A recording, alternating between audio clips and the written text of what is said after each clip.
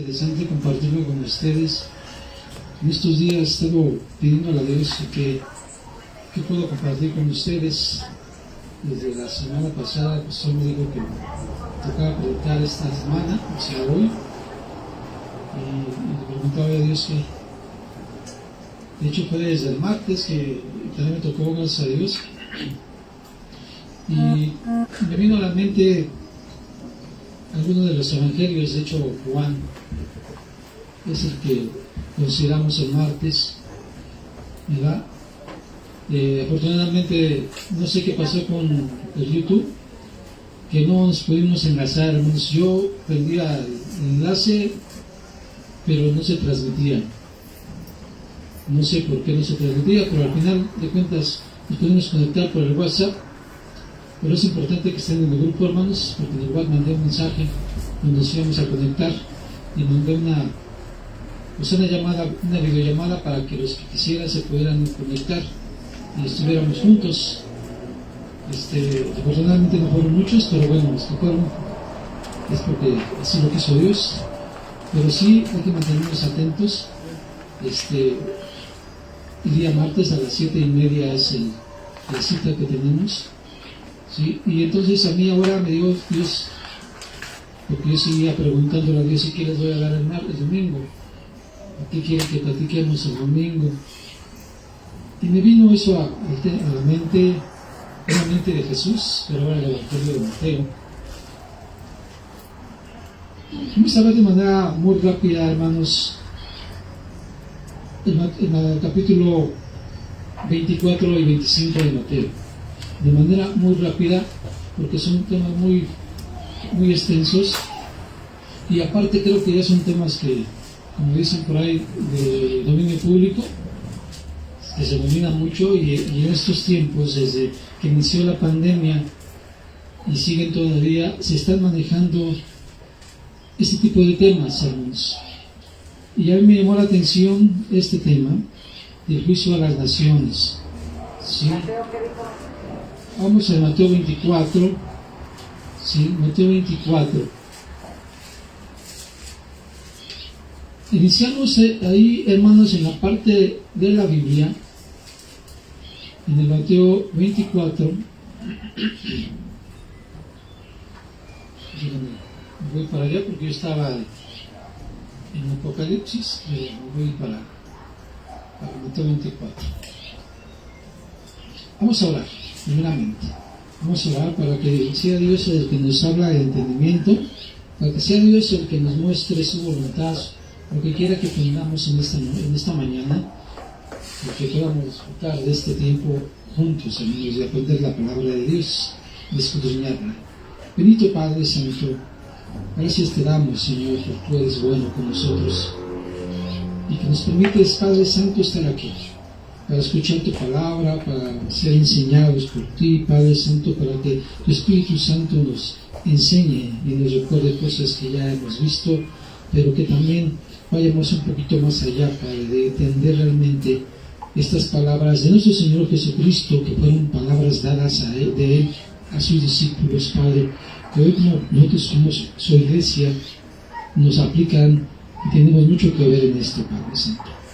Pedimos entendimiento de ello, Padre, por favor, y que tú nos permitas, Padre, comprender lo que tenemos que hacer, Padre, y no equivocarnos, sino tener conocimientos equivocados de tu voluntad, Padre Santo.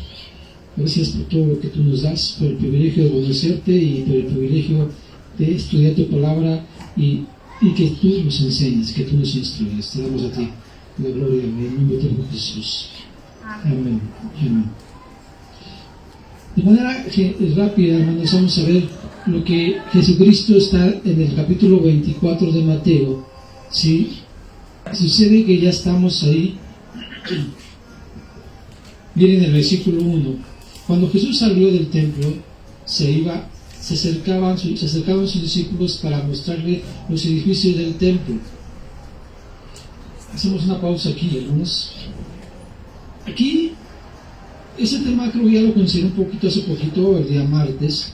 Como comenté, hermanos, que este templo ya había sido destruido 2 veces anteriormente. La primera vez fue que reconstruyó Salomón, el hijo del rey David, ¿sí?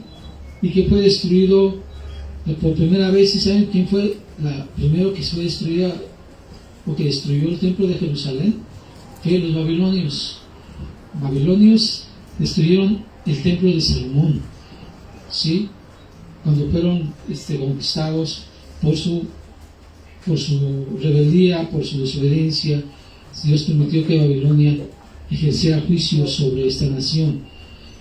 Después se volvió a construir, se pasaron 70 años, hermanos, de cautividad en Babilonia, y es en el tiempo de Daniel, cuando es exportado Daniel y sus amigos, que todos conocemos ese relato, de que se niegan a comer los alimentos que se le estaban dando porque eran alimentos inmundos. Conocemos ese relato, ¿verdad?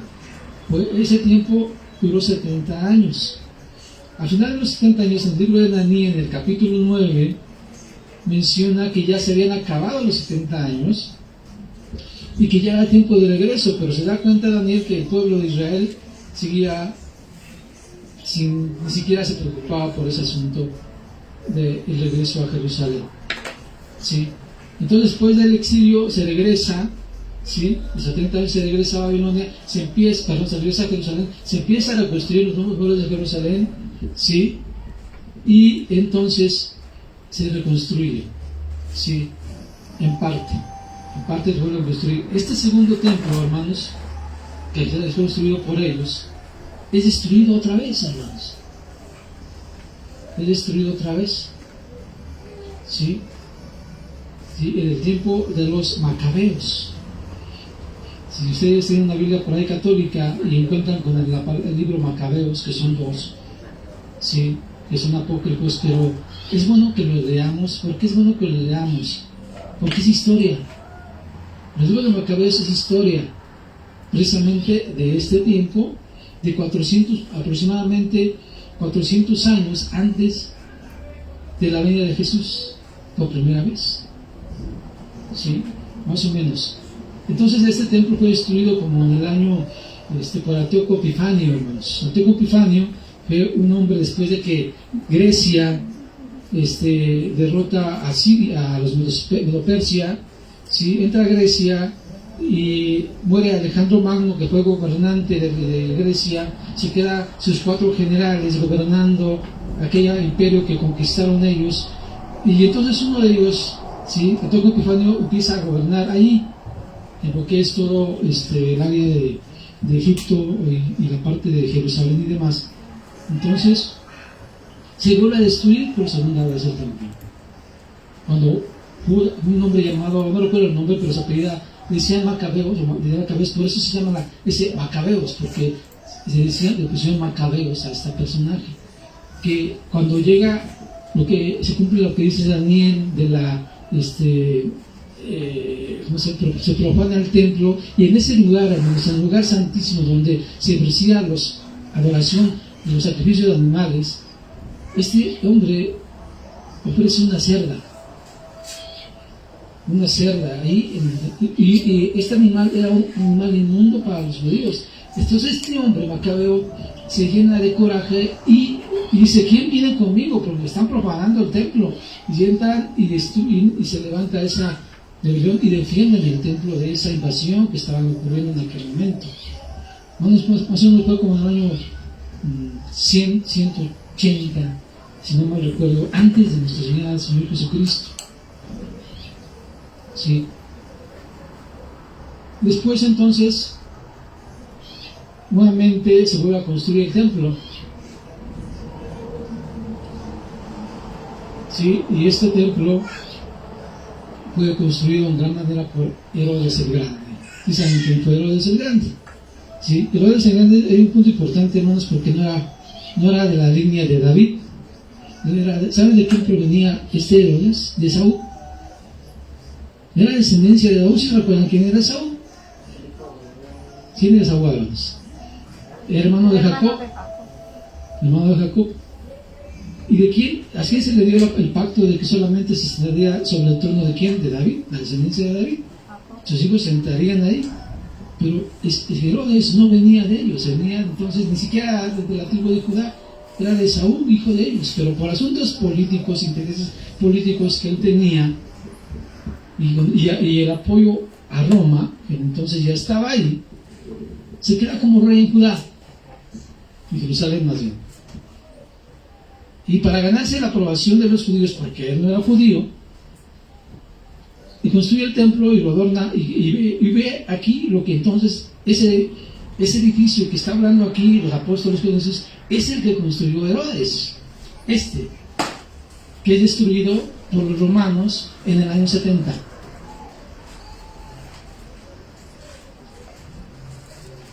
Aquí, hermanos, cabe mencionar un punto importante, entonces, que aquí, cuando dice Jesús esto, y luego dice que en el verso 3, bueno, antes de eso, vamos a ver el segundo verso, dice, respondiéndolo Jesús, le dijo, o sea, no dice Jesús, porque dice, respondiendo Jesús, les dijo, ¿veis todo esto?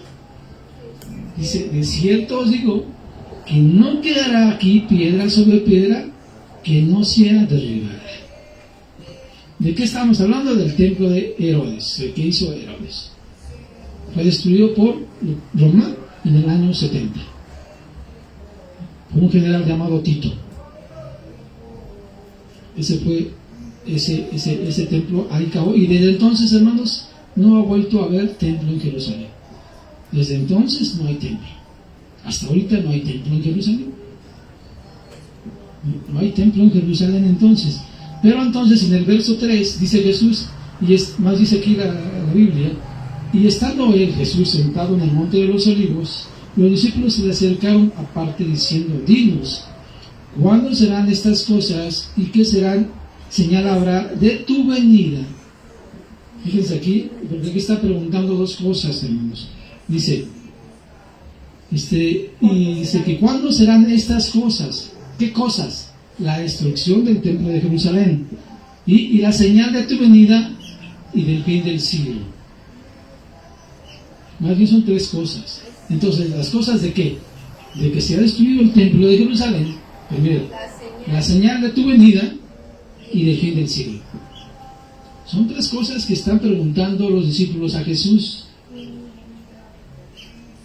¿Sí? Son tres cosas que a nosotros hoy nos atañen porque vivimos en los tiempos, no finales, pero en tiempo de mucho cumplimiento de la palabra de Dios.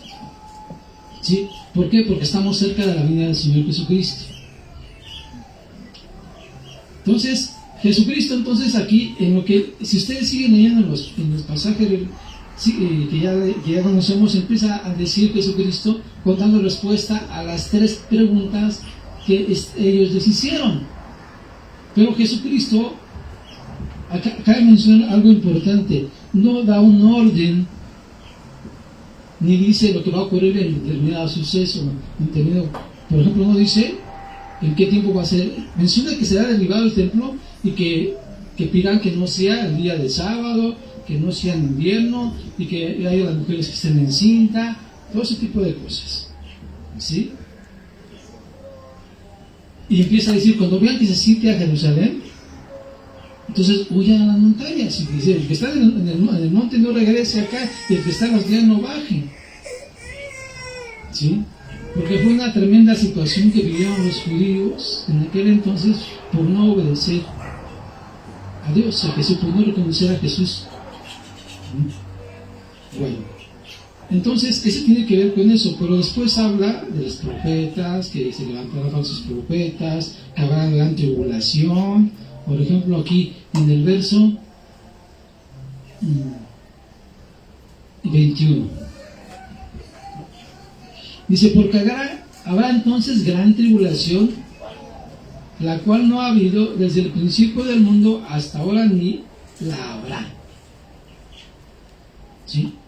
Y dice, y si en aquellos días no fuesen acortados, nadie será salvo. ¿Sí? Mas por causa de los escogidos, aquellos días serán acortados. Aquí, hermanos, cabe mencionar que a veces, porque Jesús no da una respuesta acorde a las preguntas que le están haciendo, ha habido malas interpretaciones. ¿Sí? Pero para seguir adelante, antes de seguir adelante, quiero yo comentarles algo. Aquí hay de cosas importantes que tenemos que entender para poder entender lo que sigue. Si no, no vamos a entender y vamos a entrar en la confusión que todo el mundo tiene. Aquí, hermanos, Jesús todavía no ha muerto. ¿Estamos de acuerdo?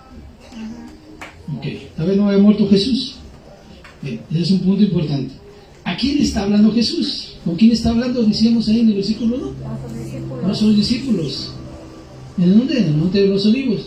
¿Sí o no? Así lo dice, ¿no? Ok. Está hablando con ellos. Entonces, ¿a quién les estaba dirigiendo las cosas? A los discípulos que eran judíos, parte del pueblo de Dios, del pueblo de Israel. ¿Estamos de acuerdo? Yo quiero preguntarles, ¿existía la iglesia entonces? No existía, ¿verdad? Entonces yo pregunto, ¿por qué hay gente que aplica esas palabras a la iglesia cuando no existía?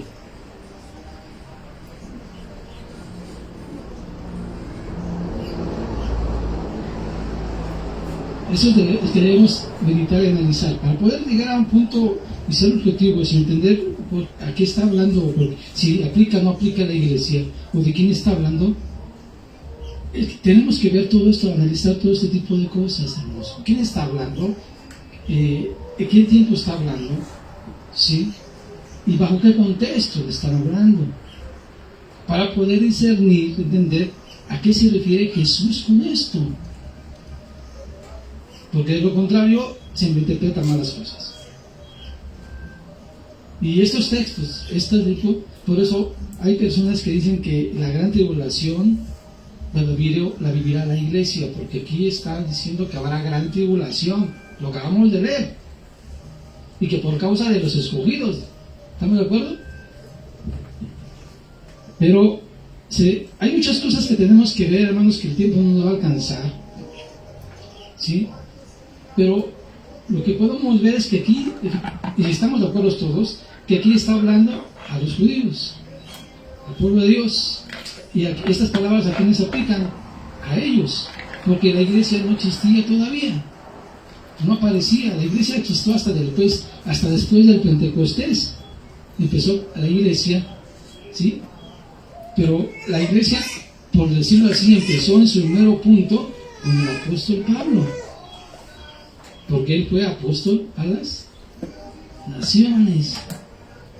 La iglesia está formada, en el principio estaba formada por judíos, pero después empezó a entrar gente de las naciones o gentiles, que son los que formaban la iglesia.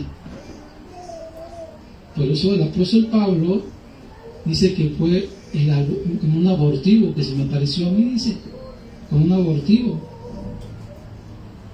Sí, porque me ha dado a mí, Jesucristo, me ha dado el mensaje para las naciones.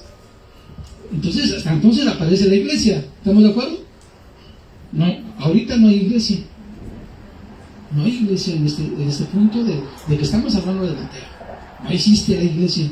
No hay iglesia. ¿Estamos de acuerdo? Sí. Ok.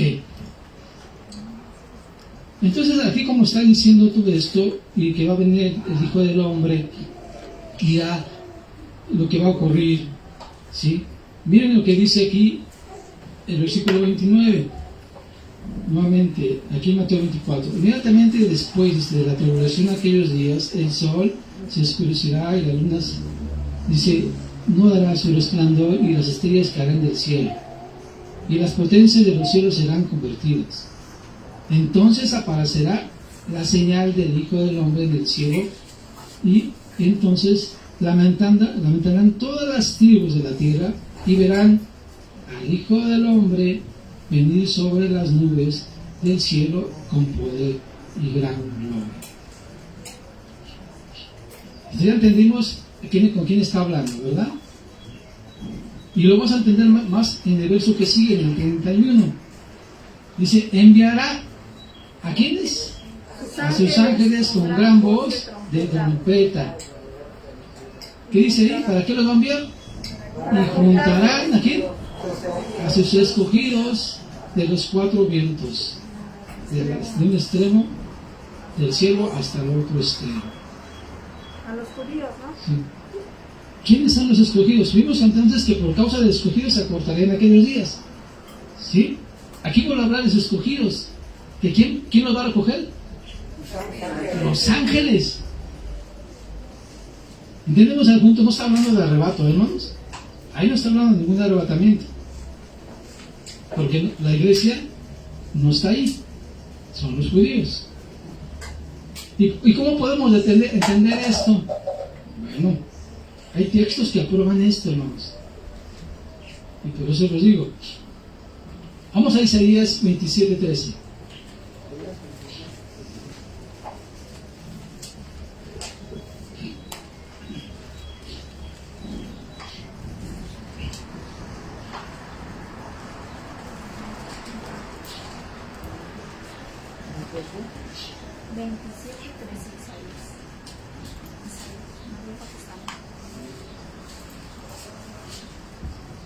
Vamos a irnos. Amén. Vamos un poco rápido porque el tiempo se nos va y el tema es un poco amplio. ¿Sí? Dice, ahí, estamos ahí. Acontecerá, dice, también en aquel día. ¿Qué día? El día del juicio, el día de la venida de Cristo. Estamos hablando en eso. Bajo ese tema, queremos, hermanos, estamos hablando de la venida de Cristo. ¿Ok? Y aquí el profeta Isaías está hablando proféticamente de ese tiempo, del tema de la venida de Jesús. Dice, acontecerá también aquel día que se tocará la gran trompeta. Ahí está, ¿no de acuerdo? Sí. Dice, y vendrán los que habían sido esparcidos en la tierra de Siria y a los que habían sido desterrados de Egipto. Y dice, adorarán a Jehová. ¿En dónde? En Jerusalén. ¿A quién se refiere Isaías aquí, hermanos? Recordemos que no hay iglesia, ¿eh? ¿Quiénes son? Los escogidos. ¿Dónde? En la trompeta. Aquí hay un punto importante, hermanos. Estaba yo leyendo, escuchando audios de números. ¿Ustedes sabían que en el pueblo judío había diferentes sonidos de trompeta? Había sonido de trompeta para que se juntara el pueblo. Había sonido de trompeta para salir a la guerra. ¿Sí? Había un sonido de advertencia. Había varios sonidos de trompeta. ¿Sí? Volvemos totalmente esto. Aquí Jesús, conociendo las costumbres de la historia, de que está el contexto de lo que todo se había desarrollado, Jesús dijo, y la Biblia dice que la trompeta, pero no está diciendo qué tipo de trompeta o qué sonido es. ¿Sí? Ellos conocían eso, pero nosotros, como nación no judía, no lo conocemos, costumbres, pero hay diferentes tipos de llamados. Por eso dice a la final trompeta, que también dice ¿quién? El Apocalipsis. También habla de la trompeta. En el rapto también habla de la trompeta. Por eso hay confusión, porque todos esos textos hablan de trompeta, pero hay que entender ese llamado para qué es. Pero eso no nos explican. Nos dicen que a la final trompeta, pero ¿qué llamado está haciendo? Porque hay diferentes llamados. ¿Sí me explico? Si no miren, les invito a que lean el libro de Números. ¿Sí? No recuerdo el capítulo porque yo lo estaba oyendo. Hay momentos en que yo no me pongo a oír la Biblia, pero estoy oyendo, pero no sé qué capítulo es, perdón, la verdad. Pero lo estaba oyendo y había diferentes tonos de trompeta para diferentes cosas. Y el pueblo tenía que saber para qué. Es como, perdón la comparación, pero cuando la iglesia llama para misa a un sonido, ¿verdad? Todos sabemos, porque venimos de esa situación de la iglesia católica. Creo que todos los que estamos aquí venimos de esa cuna, ¿no? Cuando hacen para una misa, tocan de una manera. ¿Estamos de acuerdo? Cuando se muere una persona, ¿sabido cómo lo tocan? Diferente, ¿verdad? Diferente forma. De alguna forma es parecido al llamado que hacía Israel cuando tocaban las trompetas. ¿Sí me explico? Sí. Nosotros ya sabemos para qué es la llamada de la misa, cuando la tocan. Ellos ya sabían para qué era el llamado de la corneta, porque ya la sabían, o la trompeta. ¿Sí me explicó? ¿Estamos entendiendo, Sí. Ok, bien. Ahora, dice que va a estar ¿en dónde? En el Monte Santo, en Jerusalén. Vayamos a Zacarías, capítulo 14.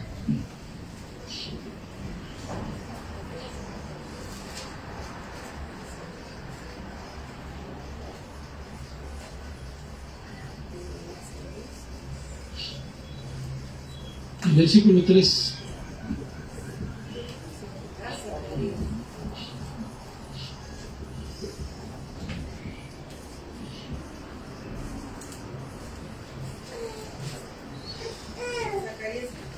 Cuatro, 14, 14, 4.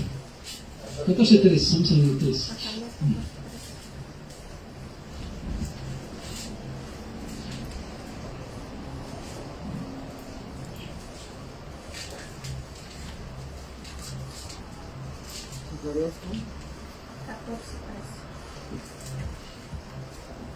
¿Estamos ahí? Dice, después saldrá Jehová y peleará con aquellas naciones que peleó en el día de la batalla. Y pongan atención a este versículo. Y se afirmarán sus pies en aquel día sobre El monte de los olivos. ¿y qué más? Y que está enfrente de Jerusalén, al oriente del monte de los olivos, se partirá por el medio y hacia el oriente, hacia el occidente, haciendo un valle muy grande, y la mitad del monte se apartará hacia el norte y a la mitad hacia el sur. Entonces, ¿de quién estamos hablando aquí? De Jerusalén. De Jerusalén. ¿De dónde se iba a producir? ¿Dónde se iba a estar? En Isaías, capítulo 27:3 dice que vendrá, adorará, y ahí se presentará en el monte santo. O sea, Jesús dijo que vendrán sus ángeles y juntarán a sus escogidos y ellos los llevarán al monte santo. ¿Y quién va a estar ahí? Según Zacarías. A ver, vamos a leerlo otra vez. Y se afianzarán sus pies. Vamos a empezar del versículo 3. Después saldrá Jehová. Ahí estamos, ahí hacemos una pausa. Después saldrá Jehová. Y decimos el 3, el 4. Dice, ¿qué dice? Afirmarán sus pies en aquel día sobre. ¿Con quién se va a reunir Jerusalén, hermanos? Digo Israel, en el Monte Santo. Los ángeles van a llevar al pueblo judío al Monte Santo para que se reúnan ¿con quién? Con Dios, con Jehová, con Jesucristo. Pero dice que los ángeles van a juntarlos. ¿Sí? Sí, estamos ahí, ¿o no? O ya hicieron bolas, como yo. No, pues se van a juntar y ahí van a estar todos y ya no va a haber frío. Ok, pero ¿de quién está hablando? De los judíos. De los judíos, hermanos. ¿Estamos de acuerdo? De los judíos. ¿Sí? Volvamos a Mateo 24.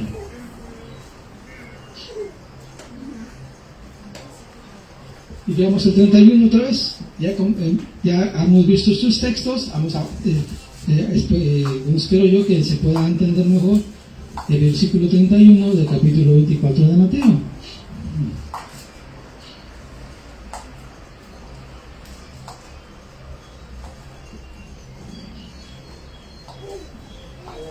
Amén. ¿Está? ¿Y enviará a quién? A A sus ángeles con gran voz de trompeta. trompeta. ¿Y juntará a quién? A sus A sus escogidos. escogidos de los 4 vientos. ¿Para dónde? ¿Para qué lo va a juntar? Para que estén en el dónde? En el Monte Santo. Se van a la presencia de quién van a estar? De Jehová, de Jesucristo. ¿Sí? Entonces ahí no es un arrebato. No es un arrebato. Para ellos no hay arrebato para los judíos, Sí. sino para la iglesia. La iglesia, hay personas que dicen que esto va a ocurrir, esto le va a acontecer a la iglesia, más no al pueblo judío. ¿Sí han escuchado esto? Y aquí la Biblia dice que no es así. Lo estamos viendo. ¿A quién le aplica esto? Judíos. A los judíos. no a la iglesia. Miren, ahora leamos el 40. Ahí mismo, 40, 24, 40. Dice, entonces, dice, estarán dos en el campo, uno será tomado y el otro será dejado. Dos mujeres estarán moliendo un molino, una será tomada y la otra será dejada. ¿Les suena familiar este texto? Sí, este es el arrebato. No es el arrebato. ¿De qué ¿No? estamos hablando? ¿De qué estamos hablando? De que los ángeles van a tomar a los escogidos y los van a tomar y entonces van a tomar a una persona y la van a dejar. En base aquí, a este texto, a nosotros nos han enseñado que en el arrebato unos se van a quedar y otros se van a ir. Están malinterpretando ese texto, porque ese texto, ¿a quién le aplica? A los judíos, no a la iglesia. Entonces, por eso dicen algunos que en el arrebatamiento, los que estén en pecado, los que estén haciendo las cosas, o sea, que estén mal, van a ser dejados, utilizando este texto como base. Pero ese texto no los aplica a la iglesia. ¿Le aplica a quién? A los judíos. ¿Quién nos juntará? Los ángeles. ¿Quién va a tomar a esas personas? Los ángeles. ¿Sí me están entendiendo, no? O ya les hice bolas. Pero entonces, ¿por qué dicen que hay arrebato? Aquí no habla de arrebato. Perdón, este texto siempre se ha agarrado para la iglesia, pero no es así. Por eso es que dice que, como ahorita explicaba Ricardo, que se dice que unos serán tomados y otros dejados. Pero está hablando exactamente como dice de los judíos, que unos serán elegidos, por eso son los elegidos. Unos serán tomados y otros serán dejados. Pero los judíos, no la iglesia. Por lo tanto, no es el arrebatamiento. Ok, entonces, ¿sí estamos entendiendo, hermanos? Sé que no es un estudio, no es una predicación, pero igual es importante que tengamos bien presente esto, que lo hagamos para no seguir teniendo eso en la cabeza de lo que nos han enseñado por mucho tiempo. Yo lo creía antes, hermanos. La verdad se los digo, yo creía y creía que esto era así, y por eso dicen que la salvación se pierde, porque pues te vas a quedar ahí y te van a escoger al escogido. Entonces hay que ser de los escogidos. Inclusive dicen aquí sobre esta situación de que esto le aplica a la iglesia, pero estamos llegando a que no. En el capítulo 25, hermanos, habla de dos parábolas. Dos parábolas. Habla de la parábola de las vírgenes. ¿Cuántas vírgenes son? 10. Son 10 vírgenes. Y habla de los talentos. Y esto también son aplicados a la iglesia y no son aplicados a la iglesia. ¿Por qué no lo aplica a la iglesia? Porque está hablando de quién está hablando Jesús. De los judíos, no de la iglesia. ¿Sí? Ok. Y entonces, ya que vimos que sabía, no voy a meterme aquí en las parábolas porque ese es otro tema. De ahí me voy a pasar al versículo 31. ¿Del 24? Del 25. Ya entendimos entonces, antes de empezar a leer esta parte de Mateo 25, ya entendimos entonces que está hablando de los judíos, y los que son llevados por los ángeles, ¿quiénes son? Los judíos. Los judíos. ¿Y que a dónde se los llevan? Al monte de los olivos A la presencia de... de Jehová. ¿En dónde es? En el monte de... En la tierra, no en el cielo, hermanos. ¿Sí? Sí, Es en la tierra. La iglesia sí tiene esperanza, ¿dónde? en el cielo. En el cielo. Los judíos no. ¿A dónde se lo voy a llevar? Al monte santo. ¿En dónde está? En Jerusalén. ¿Estamos todos bien? Sí. Entonces aquí se puede decir que aquí ya pasó, ya hubo el recogimiento de los escogidos de Dios, y ahora entonces ya que vino y está Dios en la presencia del monte de los olivos, ¿qué acontece ahí? Acontece lo que dice aquí en el 31. Cuando el Hijo del Hombre venga en su gloria y todos los santos ángeles con él, entonces se sentará en su trono de gloria, y serán reunidas delante de él todas las naciones, y apartarán los unos de los otros, como aparta el pastor las ovejas de los cabritos. Aquí hacemos un pequeño paréntesis, una pausa. ¿De quién está hablando aquí, hermanos? De las naciones. ¿No están ahí? ¿Oídos? Ni está la iglesia, porque la iglesia no existe. ¿Estamos de acuerdo? ¿De quién está hablando ahí? De las naciones. Vuelvo a repetirles. Los judíos ya fueron recogidos ¿por quiénes? Los Por ángeles. los ángeles. ¿A dónde están? En el monte de los olivos. Ok. Entonces no están ahí. No. ¿De quién está hablando Jesús? De las De naciones. las naciones. ¿Sí estamos bien? Sí. Bueno, ¿qué va a hacer con las naciones? Las va a reunir. ¿Para qué? Para apartarlas a unas de otras. Dice para apartarlas. ¿Qué sigue diciendo? Dice aquí. Vendrán todos. Dice, y pondrá las ovejas a su derecha y los cabritos a su izquierda. Y entonces el rey dirá a los de su derecha: venid, benditos de mi Padre, heredar el reino preparado para vosotros desde la fundación del mundo. ¿Sí? Aquí estamos viendo, sigue hablando a las naciones. ¿Sí? ¿Y bajo qué juicio le va a juzgar a las naciones, hermanos? ¿Bajo qué circunstancias? Algunas personas dicen que este juicio es cuando estemos ante el trono blanco. Pero el trono blanco no va a ser en la tierra, hermanos. Va a ser en el cielo. Y va a ser después, ya cuando se entre al reinado de los 1000 años. Después de eso. Está un poco complejo las cosas, hermanos, pero si tienen dudas, pues hay que estudiar un poquito más sobre este asunto para que lo podamos entender. Pero aquí está hablando al juicio a las naciones. ¿Cuándo va a ser? En su venida. Aquí está diciendo en su venida. ¿Estamos de acuerdo? Sí. Bueno. Ahora, ¿sobre qué se les va a juzgar? Aquí dice el 35. Porque tuve hambre y me diste de comer. Tuve sed y me diste de beber. Fui forastero y me recogiste. Estuve desnudo y me cubriste. Enfermo y me enviaste y me visitaste en la cárcel y viniste a mí.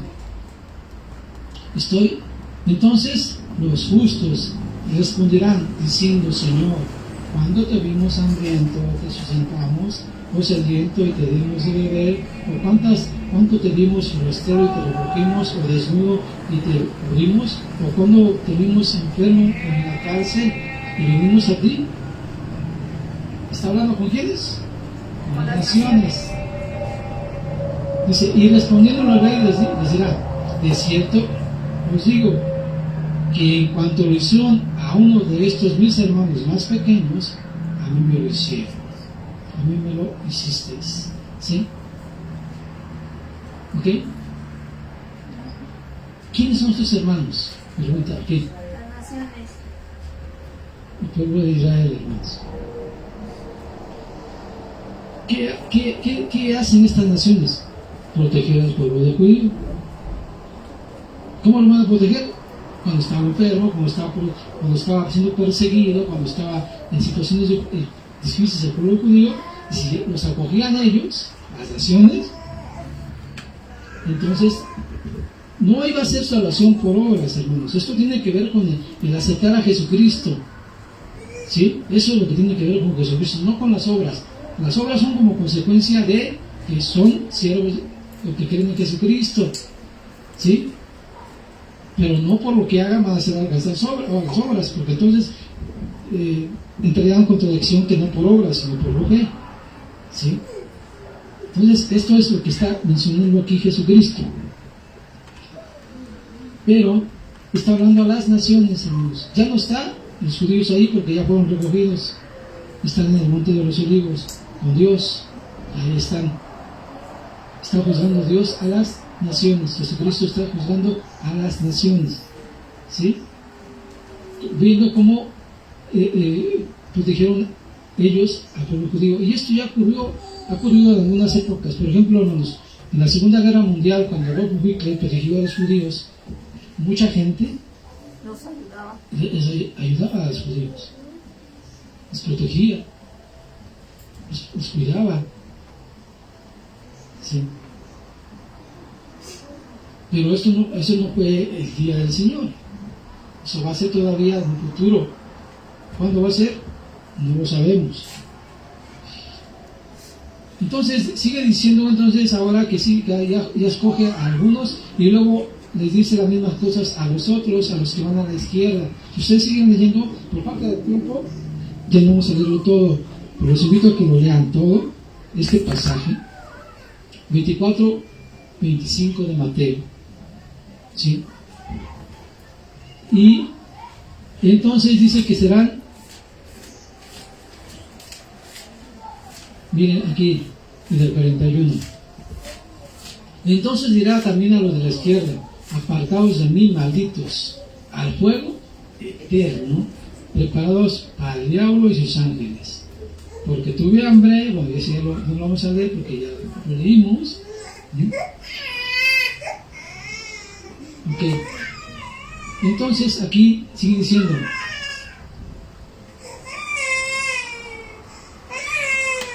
que entonces dice 45, entonces le responderá diciendo: de cierto os digo que en cuanto no hiciste a uno de estos de mis más pequeños, tampoco lo hiciste, a mí me lo hicisteis. Y irán estos al castigo eterno, y los justos ¿a dónde? A la vida eterna. ¿A quién va a juzgar Dios, hermanos? ¿A la iglesia, a los judíos o a las naciones? ¿Algunos de ustedes les han dicho lo contrario? ¿Que van a ser juzgados la iglesia? Sí, ¿verdad? Sí les han dicho, ¿verdad? Utilizando esto equivocadamente.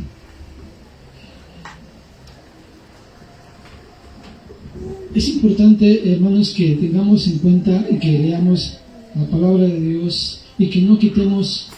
Hay una profecía en Isaías, en el capítulo 28, que les invito a que lo lean cuando tengan tiempo, ¿sí?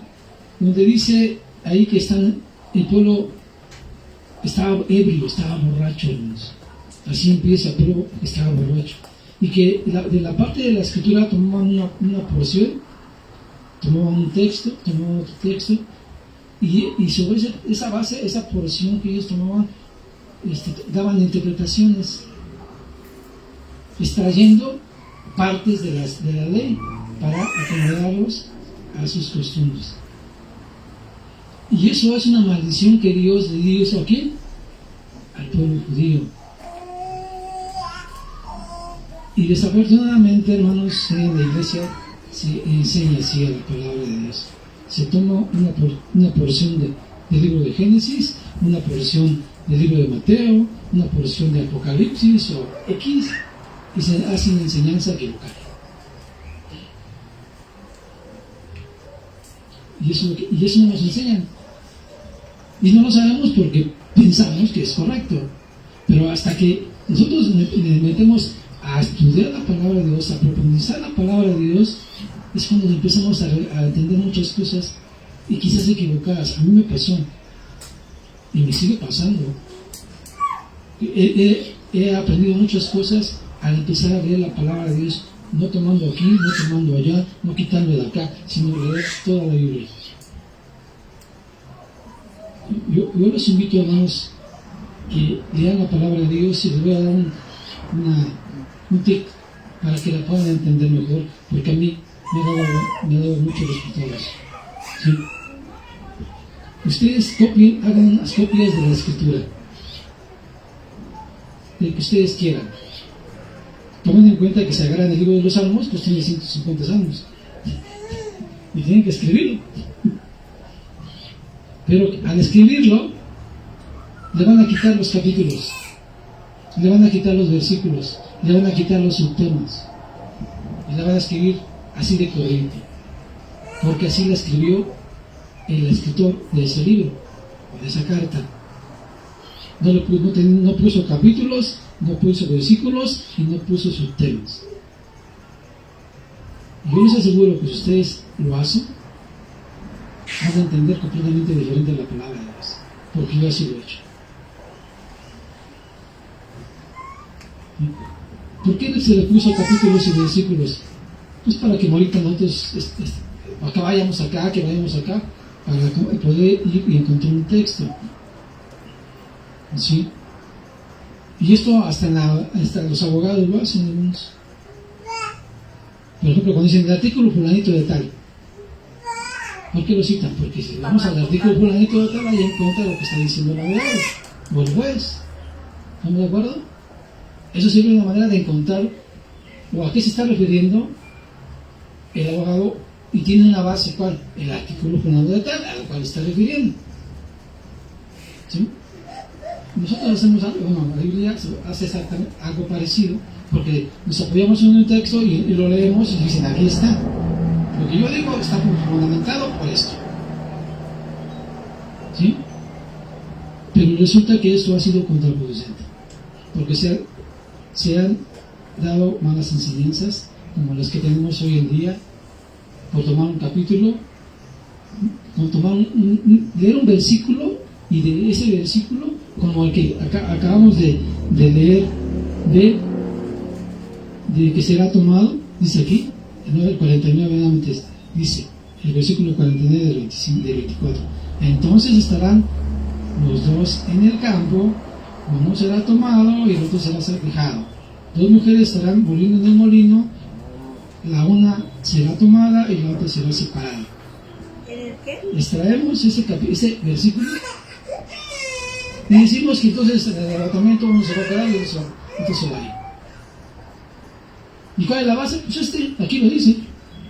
¿Estamos de acuerdo? Pero se olvidan de todo lo que dice. Bueno, es para poder entender este texto, hermanos, ¿qué hicimos ahorita? Leer todo. Y llegamos a esa conclusión. ¿Estamos de acuerdo? Entonces, esa es la manera como podemos nosotros entender y interpretar correctamente la palabra de Dios, y no extrayendo solamente un texto y apoyándolo para ciertas cosas, para argumentar nuestras ideas de lo que nosotros creemos de ese texto. Voy a hacer una resumen y les pregunto, ahorita en la actualidad ya no hacen cartas, todo se escribe por WhatsApp, ese es el correo ahorita, el WhatsApp es el correo. Pero ustedes cuando reciben un mensaje por el correo, quítenle 2, 3 palabras o quítenle unos 2 renglones. ¿Podrán entender toda la idea principal de lo que le quiere decir la persona que le envía ese mensaje si le quitan un párrafo? No, ¿verdad? Eso es lo que hacen con la Biblia, hermanos. Le quitan una parte y lo extraen y le dan una explicación. Y por eso se ha distorsionado la palabra de Dios. ¿Sí me explico?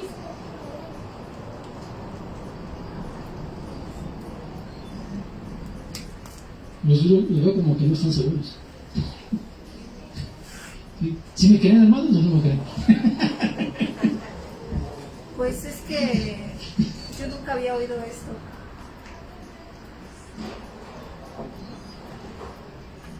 Pues eso es lo que pasa, hermanos. Si nosotros no sabemos, porque, como decía el pastor hace rato, es que no lo enseñan, no lo dicen. Y nosotros lo creemos. Es como van a la escuela, ¿no? Fíjense, el otro día yo estaba escuchando un matemático y estaba diciendo, yo no sé a qué se refirió exactamente, pero lo voy a decir como yo lo escuché. Dice, a nosotros en la escuela nos enseñan que 4 de 2 más 2 son 4. Y yo lo que dije, si yo les explicara a ustedes que 2 más 2 no son 4 sino 3, ¿me creerían? Pues difícilmente podemos decir que sí, ¿verdad? Porque sumamos 2 más 2 son 4. Y sumamos 4 manzanas, 2 manzanas son 4. Pero era una persona estudiosa en matemática, físico matemático, y decía, si yo les demuestro que 2 más 2 no son 4 sino 3, y se los puedo demostrar. Claro, no lo demostró. ¿Sí? Pero por algo lo ha de haber dicho, ¿no?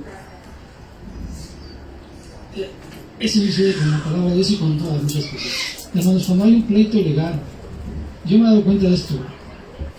Hay abogados que defienden a una persona y se apoyan en qué? En los artículos de la ley. Y extraen cosas de la ley para apoyar hasta un asesino, un violador. Porque según tiene derechos humanos y todo ese tipo de cosas. Y extraen de eso para apoyar a una mentira, hermanos. ¿Ustedes creen que eso no se puede hacer con la Biblia? Sí, a acomodar a la conveniencia. Eso es lo que pasa, hermanos.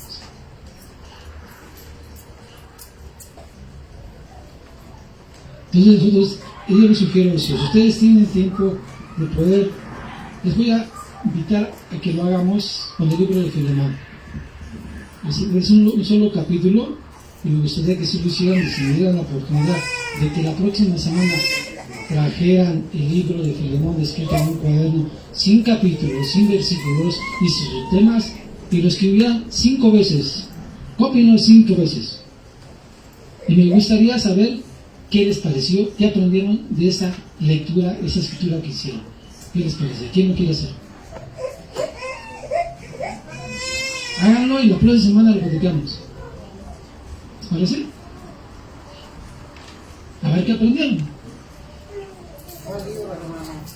Filemón. Filemón. El libro de Filemón. Hagan una copia del libro de Filemón 5 veces o 3. Mínimo 3, porque con una vez no lo van a entender, ni con 2. Después de 3 semanas no lo van a entender. Yo sí quiero que le hagan mínimo 3 veces. Pero si pueden más, háganlo. Estoy seguro que si lo hacen más de 3 veces lo van a entender mejor. Sí, pero vuelvo a repetir. Quítenle los capítulos, quítenle los versículos, escríbenlo así como si estuviera copiando una canción, como si estuvieran haciendo una copia. Así como cuando íbamos en la escuela, que nos decían, ¿sabes qué? Quiero que copies de este libro, quiero que hagas una copia. Que lo hagas a mano. ¿Se acuerdan que lo decían, eso nos dejaban los maestros? Pues recordemos que estamos en la escuela y hagamos eso, ¿qué les parece? ¿Sí? Y ya me gustaría saber qué es lo que aprendieron, qué les pareció, y ver si aprendieron cosas diferentes o no. Ya me preocupé. ¿Nosotros entramos en las naciones? No. Nosotros no entramos en las naciones. Dijeron ahí. No, estamos hablando de los judíos, Las naciones. no iglesia, porque no existe la iglesia en este pasaje. Se coge a los redimidos. ¿Quiénes son los redimidos? Los judíos que solamente son escogidos por Dios. Él tiene y sabe quiénes son. Y le va a escoger con sus Escogidos y ángeles. elegidos no es lo mismo. ¿No? Escogidos y elegidos no es lo mismo. Puede ser que sea lo mismo. Los redimidos, o su remanente. Remanente. ¿En qué entramos? Nosotros no somos escogidos ni remanentes, nosotros formamos parte de la iglesia de Jesús. Pero si vamos al tribunal de Cristo, ¿no? A ver, espérenme tantito. Miren, lo que pasa es que las posturas que hay, hermanos, miren, para este tipo de temas es necesario primero ver las posturas. ¿Qué creen los aminialistas?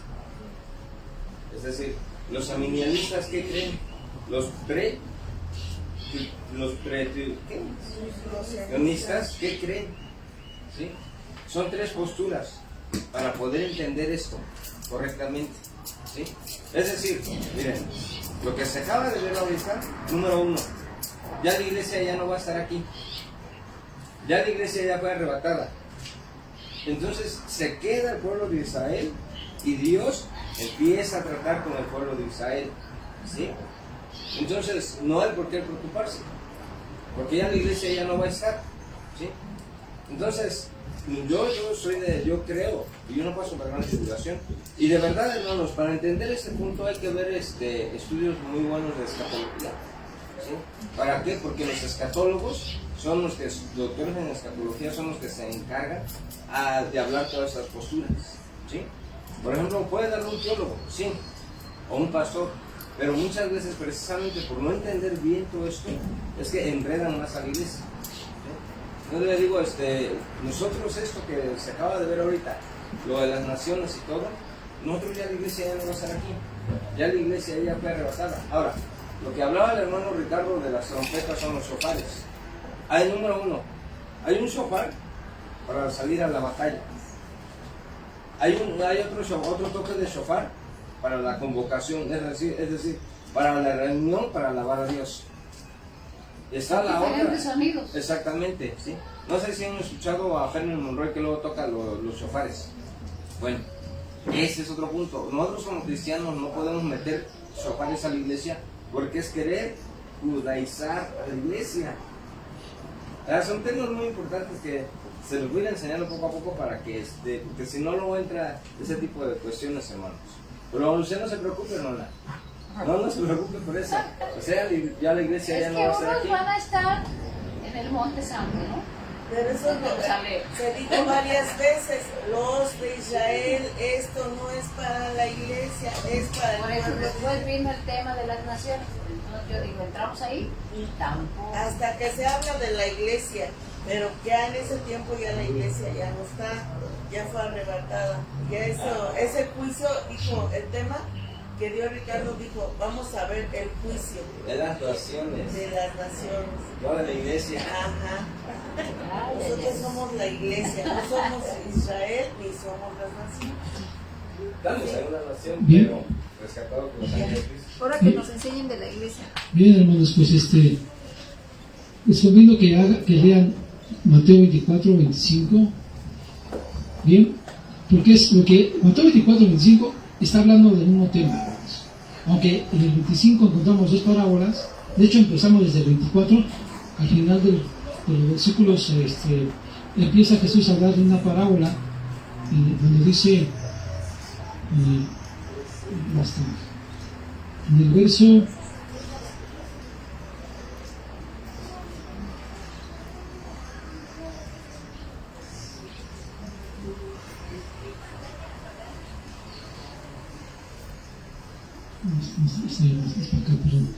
aquí, en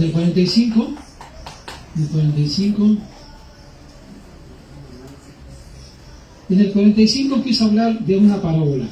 Dice, ¿quién es pues el fiel siervo y prudente? Ahí empieza con las parábolas. Y acaba hasta el capítulo 25 en el verso 30. A partir del verso 31 empieza el juicio de las naciones.